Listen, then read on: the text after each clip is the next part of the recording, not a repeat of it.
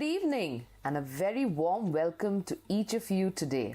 It's my absolute privilege to take you through this evening as we host the Deloitte India Technology Fast 50 Awards.